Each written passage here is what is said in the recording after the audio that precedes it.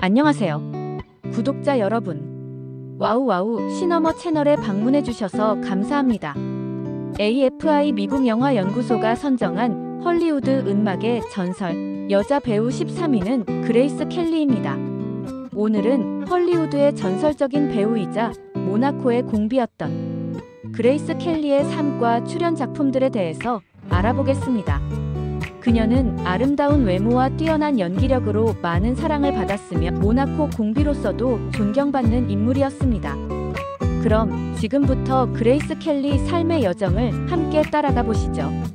그레이스 켈리는 미국의 배우이자 명예로운 모델로 이름처럼 우아했던 그녀는 금발머리의 고전적인 아름다움을 지닌 여배우였습니다. 그녀는 1950년대 초반에서 중반에 걸쳐 미국 영화에 본 고장 헐리우드에서 스타덤에 올라 뛰어난 미모와 연기로 이름을 떨치다가 영화 속 공주 같은 삶이 현실 속에서도 이뤄져 1956년 모나코 공국의 레이니의 3세와 결혼하면서 그레이스 공비가 된 동화 같은 이야기의 주인공입니다. 마릴린 먼로, 오드리 헵번과 함께 1950년대 헐리우드 영화계를 풍미했던 유명 배우로 모나코의 공비로서 누구보다 강인하고 현명했던 그녀는 1960년대 프랑스에 합병될 위기에 처했던 작은 모나코 공국을 지켜냈습니다. 자신의 인기와 미국인이라는 국적을 영민하게 활용해 모나코를 위기에서 구해낸 그녀는 모나코의 공비로서 나아가 모나코가 세계적인 관광대국으로 발전하는 데도 일조했습니다. 그레이스 켈리는 헐리우드에서 눈부신 화제의 인물로 떠올랐는데 그녀의 우아하고 고상한 아름다움과 독특한 매력은 헐리우드에서부터 모나코 왕궁까지 사람들을 사로잡았습니다. 그녀는 20세기 시대를 대표하는 패션의 아이콘이자 우아함의 상징으로 자리매김했습니다. 그녀의 패션 스타일은 우아하고 기품 있는 모습에서 캐주얼까지 다양한 스타일을 보여주고 있습니다. 그녀의 스타일은 런던의 빅토리아 앤 앨버트 박물관에서 전시되며 에르메스에서부터 타미 힐피거, 매드맨의 제니 브라이언트까지 다양한 디자이너들에게 영감을 주었습니다. 그레이스 켈리의 패션의 시그니처 룩이라면 레이디 라이크 스타일을 꼽을 수 있습니다. 레이디 라이크 스타일은 가장 여성적인 우아한 아름다움을 보여주는 것으로 웨이브가 진 금발과 매력적인 파란 눈과 하얀 피부 그리고 이상적인 비율의 몸매 등으로 대변됩니다.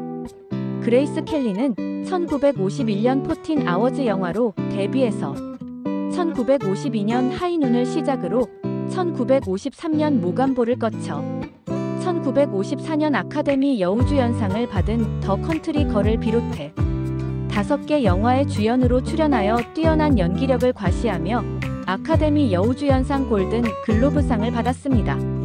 그리고 1954년 알프레드 히치콕 감독의 작품 리어 윈도, 1955년 투 캐치 어 시프 등에 출연하여 우아하고 매력적인 이미지로 팬들에게 많은 사랑을 받았습니다. 그녀는 1950년대 초반에서 중반에 걸쳐 헐리우드 영화에서 스타덤에 올랐습니다. 그녀는 아카데미상과 골든 글로브상을 3번 수상했으며 미국 영화 연구소가 선정한 위대한 여자 배우 13위에 올랐습니다. 그레이스 켈리는 1929년 11월 12일 미국 동부 필라델피아에서 아일랜드계 아버지와 독일계 어머니 혈통의 일남 3녀 중 셋째로 태어났습니다. 아버지는 올림픽 조정 경기에서 금메달을 3번이나 딴 스포츠맨의 사업가이자 정치인이었고 어머니는 최초의 대학교 여성 체육교사였습니다. 켈리 가문은 전형적인 1950년대 미국 중상층 가정이었으며 아버지가 재산 관리에 철저해서 그레이스를 비롯한 사남매 역시 대공황 시기에도 유복하게 생활했습니다. 그레이스 켈리는 일찍부터 배우가 되려는 꿈을 안고 고등학교 때부터 춤과 연기를 배웠습니다. 졸업 앨범에 존경하는 배우로 잉그리드 버그먼과 조셉 코튼을 꼽았습니다. 졸업 후 뉴욕에 있는 미국 연극예술 아카데미에 들어가 본격적으로 연기를 익혔습니다. 처음에는 모델로 시작했다가 뉴욕 브로드웨이 극장과 텔레비전 등으로 활동 영역을 넓혀갔습니다. 텔레비전 프로듀서 델버트만은 싱클레어 루이스의 소설 베델 메리데이를 각색한 작품에서 켈리를 주연으로 캐스팅했습니다. 이것은 그녀가 출연한 60편의 생방송 TV 프로그램 중 첫 번째였습니다. 연극 배우 데뷔작으로 잘 알려진 작품으로는 아버지가 있으며 로킹엄 티세트, 사과나무, 망상의 거울, 에피소드, 그리고 서머셋 모험 텔레비전의 드라마 등이 있습니다. 그레이스 켈리는 텔레비전 생방송에서 거의 60회나 연기를 할 만큼 인기를 끌었습니다. 모델과 텔레비전에서 성공적인 출발을 하자 그녀는 영화에도 출연할 수 있게 됐습니다. 연극 아버지에서 그녀의 연기에 감명을 받은 헨리 해서웨이 감독이 20세기 폭스 영화사 작품 1951년 14 아워즈 스릴러 영화에서 단역을 제안했습니다. 정신 이상자가 주인공인 이 영화에서 켈리는 단역으로 폴 더글러스, 리처드 베이스하트, 바바라 벨 게디스와 함께 이혼을 고민하는 젊은 여성 역을 맡아 영화 데뷔를 했습니다. 그러나 이 영화에서 그레이스 켈리의 연기는 비평가들에게 크게 주목을 받지 못했습니다. 다음해 1952년 프레드 진네만 감독의 서부극 영화 하이눈에서 게리 쿠퍼의 냉정한 보안관 상대 역인 에이미 파울러, 젊은 신부 역으로 출연하면서 우아하고 강인한 연기력으로 인기가 폭발했습니다. 어느 조그마한 읍에서 보안관과 악당들이 정오의 결투를 벌이는 서부극에 외로운 보안관 남편을 끝까지 보살피는 부인 역을 맡았습니다. 하이눈은 흑백 서부 영화의 고전으로 꼽히는 작품으로 아카데미상 4개 부문을 수상했으며 그 이후 일부 평론가들은 역대 최고의 영화 중 하나로 평가했습니다. 1953년에는 아프리카 케냐를 배경으로 한 헐리우드 대표적인 로맨틱 어드벤처 영화 존 포드 감독의 모간보에서 그녀는 클라크 게이블, 에바 가드너와 함께 주연을 맡았습니다. 고릴라를 연구하는 학자의 부인 역으로 그레이스 켈리와 아프리카 사파리의 사냥꾼 사이에서 벌어지는 사랑 이야기입니다. 이 영화는 1953년에 개봉되었고 흥행에 성공했습니다. 켈리는 여우조연상 부문 골든 글로브상을 수상했으며 뛰어난 연기력으로 여우조연상 부문 첫 아카데미상 후보에 올랐습니다. 영화 모간보의 성공은 켈리에게 골든 글로브상의 영광을 안겨주었을 뿐만 아니라 세계적인 거장 알프레드 히치콕 감독의 눈에 드는 행운까지 안겨주었습니다. 알프레드 히치콕 감독은 켈리의 경력 중에서 마지막 몇 년 동안 그녀의 멘토 중 한 명이 되었습니다. 히치콕 감독은 켈리와 함께 1954년 다이얼 M을 돌려라와 후속작으로 범죄 스릴러 영화 리어 윈도를 제작했는데 그 전까지만 해도 순진하고 청순한 이미지였던 그레이스 켈리는 히치콕 감독의 영화로 인해 우아하고도 차가운 이미지를 얻게 되었습니다. 스타덤에 올라 전성기를 부가하게 된 그레이스 켈리는 숱한 스캔들을 뿌리고 다녔는데 이에 히치콕 감독이 붙여준 별명으로는 눈 덮인 화산입니다. 그러나 유독 한국에서는 스캔들 하나 없이 깨끗하고 정숙한 이미지로 잘못 알려져 있었습니다. 켈리가 영화에 함께 출연했던 거의 유부남 주조연 배우들과 부적절한 관계였다고 하는데 이 중 일부는 가족들이 직접 사실이 맞다고 확인해주기도 했습니다. 게리 쿠퍼, 클라크 게이블, 레이 멀랜드, 윌리엄 홀든, 빙 크로즈비가 거의 확실시된 불륜 상대들이며 켈리의 어머니는 1956년의 신문지상 폭로를 통해 이들과 함께 프랭크 시나트라, 데이비드 니븐, 장피에르 오몽 등을 거론했습니다. 이 외에도 이란의 왕 팔레비 2세, 스펜서 트레이시 등 연문을 뿌린 상대는 더 많습니다. 가장 치명적이었던 것은 다이얼 M을 돌려라에서의 상대 역이었던 레이 멀랜드와의 스캔들입니다. 당시 레이 멀랜드는 켈리보다 22살이나 더 많은 유부남이었는데 둘이 대놓고 함께 있는 모습을 자주 노출해서 당대의 인기 연예 칼럼니스트들이 켈리를 색정광으로 묘사하며 비난하기도 했습니다. 그레이스 켈리가 출연한 영화 중에는 한 한국 전쟁을 배경으로 한 영화도 있습니다. 1954년 파라마운트 영화사에서 제작하고 마크 랍슨 감독이 만든 윌리엄 홀던과 함께 출연한 원안의 도골이 달이라는 영화입니다.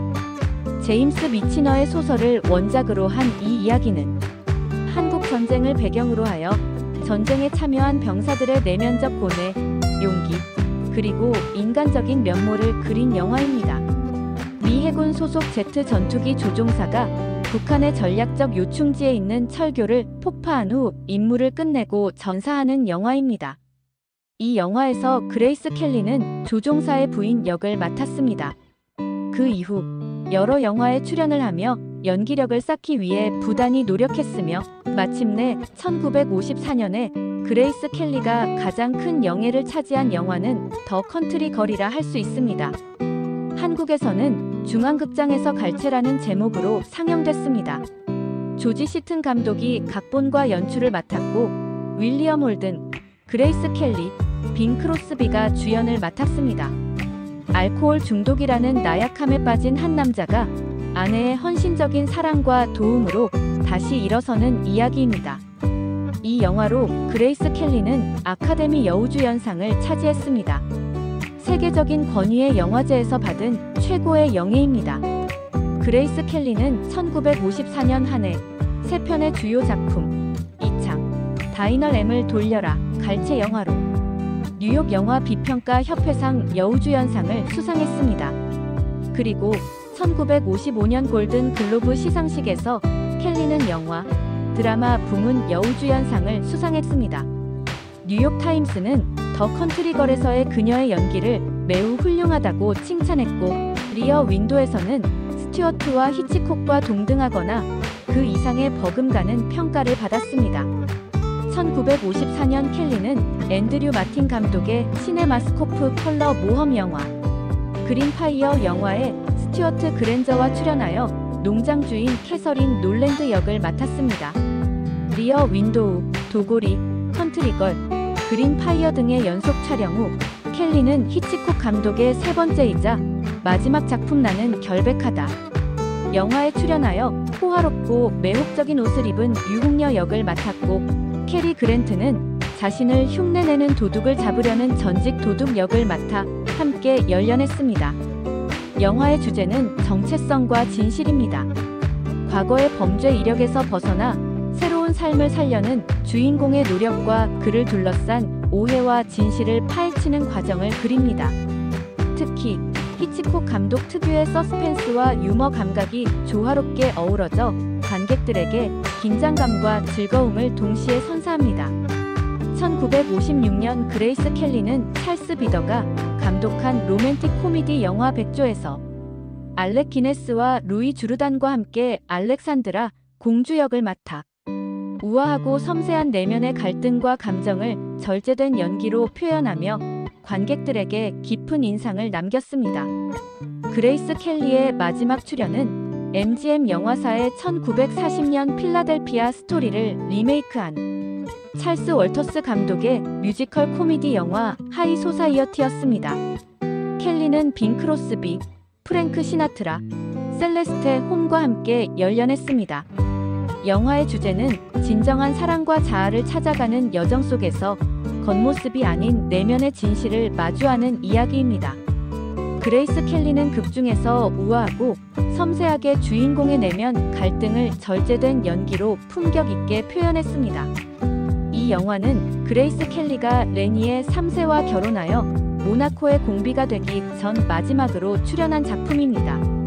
그레이스 켈리가 영화배우로 활동했던 기간은 고작 5년뿐이었습니다. 그러나 이때 만들어진 11편의 영화는 거의 모두 걸작품으로 흥행에 큰 성공을 거두었습니다. 아카데미상으로 세계적인 명성을 얻게 된 켈리는 1955년 봄 프랑스의 칸느 영화제에 참석했습니다. 그리고 영화 홍보 사진을 촬영하기 위해 인근의 모나코를 방문했는데 이때 모나코 공국의 군주인 레니의 3세가 켈리를 궁전으로 초대했습니다. 레니의 3세는 그 당시 나이가 32세, 아직 미혼이었습니다. 레니의 3세는 12캐럿짜리 다이아몬드를 선물하는 등 적극적으로 구애를 했습니다. 이때부터 두 사람 관계는 급속히 가까워졌고 드디어 결혼을 발표하기에 이르렀습니다.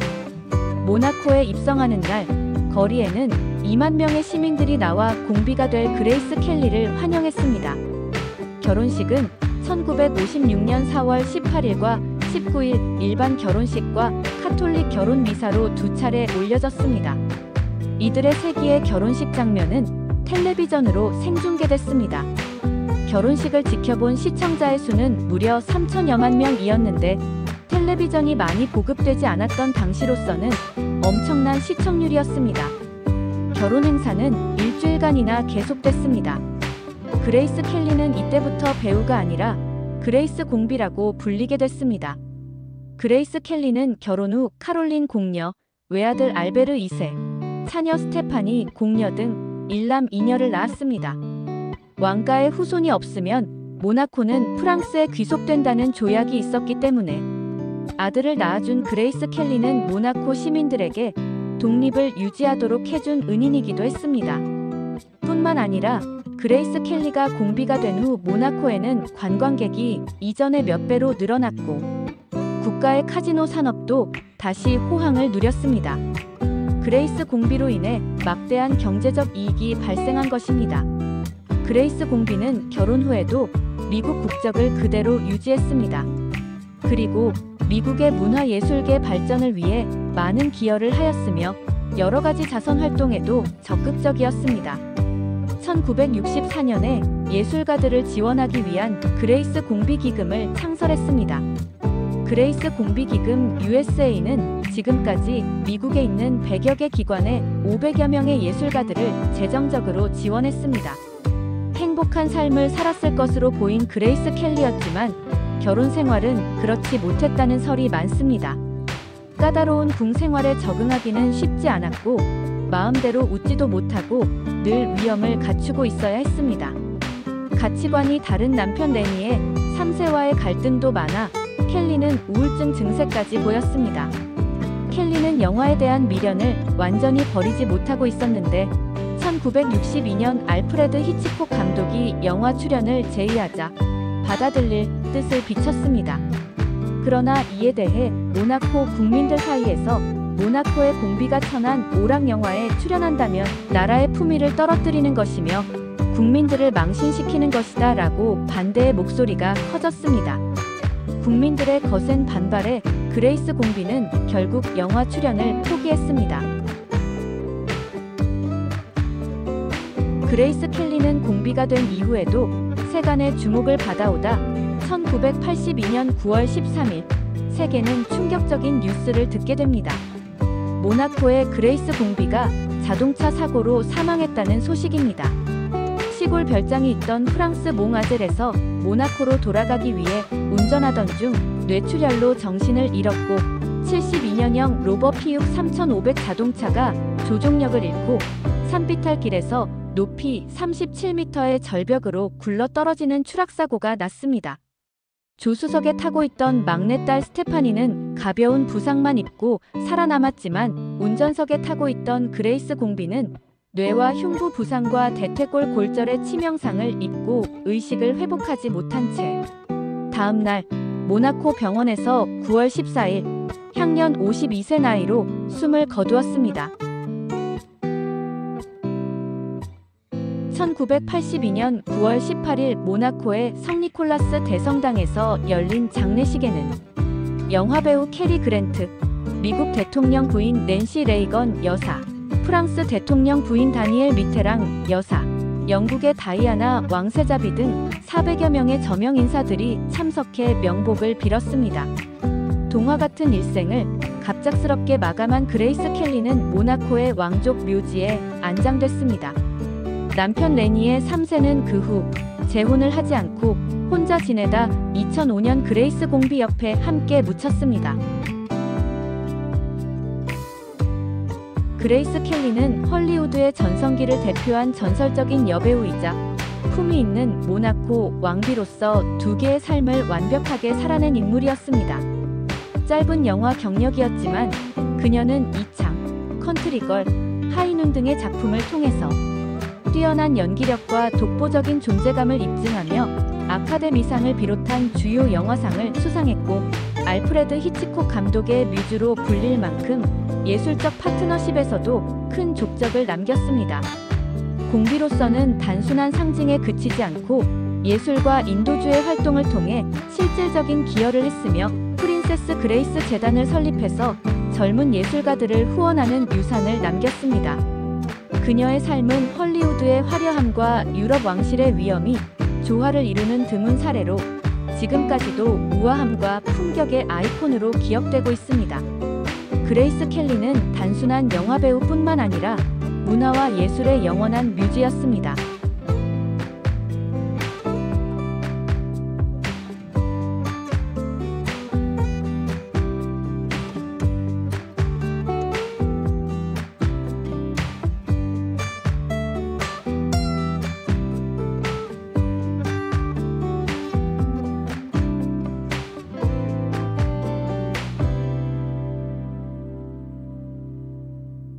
시청하신 영상이 마음에 드셨다면 구독, 좋아요, 알림 설정을 해주시고 좋은 댓글도 남겨두세요.